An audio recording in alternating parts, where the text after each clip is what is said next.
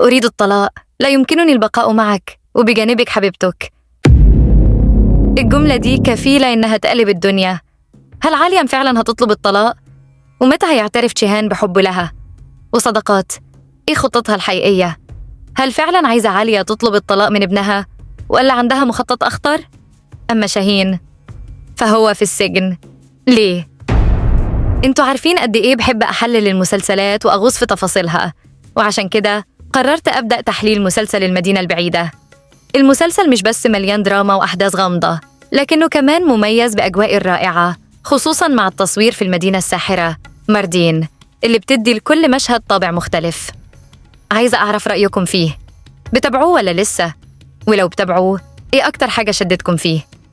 أهم حاجة تابعوا معايا التحليل للنهاية، لأن الحلقة دي مليانة مفاجآت وأسرار، وما تنسوش تشجعوني بلايك واشتراك في القناة وتفعيل الجرس علشان يوصلكم كل جديد.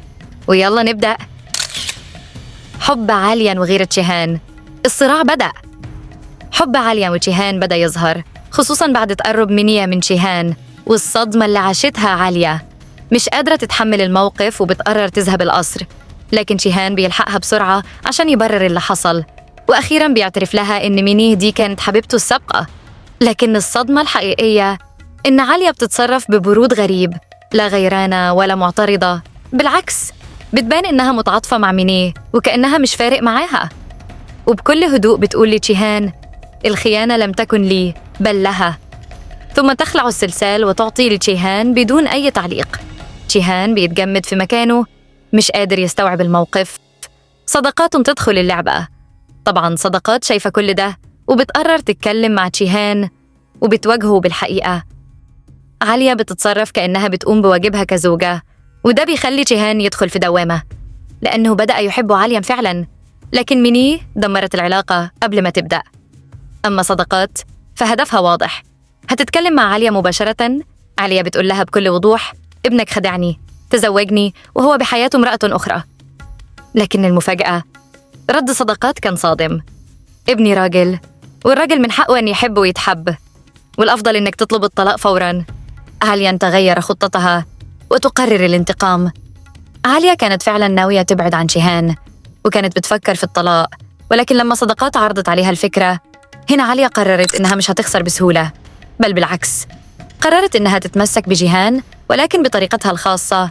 الخطة الجديدة إثارة غيرة تشيهان، وهنا كل نظراتها بتوضح مش هتقبل بالهزيمة وتقترب من أوغور قدام تشيهان، وهنا هتشعل نار الغيرة فيه لحد ما ينهار ويعترف بحبه لها. أما كايا وزيرين فهيرجعوا للقصر ومعاهم الخبر المنتظر، وهو زواجهم المفاجئ للجميع. صداقات أخيراً هتحصل على الحفيد اللي كانت بتحلم بيه، ولكن المفاجأة إن الحفيد القادم من كايا وزيرين الصدمة الحقيقية، والأحداث هتنقلب رأساً على عقب. شاهين في السجن. ليه؟ شاهين تم القبض عليه، والسبب اتهم بإصابة أوزكان، لكن القصة أعقد مما تبدو عليه. شاهين حاول ينقذ نارو من أوزكان، والنتيجة كانت أصابة حد فيهم، وفي نفس الوقت فيدان كانت بترتب خطة للتخلص من حد. لكن مين؟ هل هتحاول قتل تشيهان ولا كايا؟ التسريبات الأخيرة والمفاجأة الكبرى. في الحلقة الجاية هنتفاجئ بمشهد درامي ضخم، الكل في المشفى، لكن مين اللي اتصاب؟ هل هو تشيهان ولا كايا ولا الصدمة الأكبر حد تاني تماماً؟ وهل شاهين فعلاً قاتل ولا كل ده مجرد فخ واقع فيه؟ قولوا لي توقعاتكم في التعليقات، وما تنسوش اللايك والاشتراك وتفعيل الجرس علشان نكمل مع بعض أقوى التحليلات. أشوفكم التحليل القادم. سلام.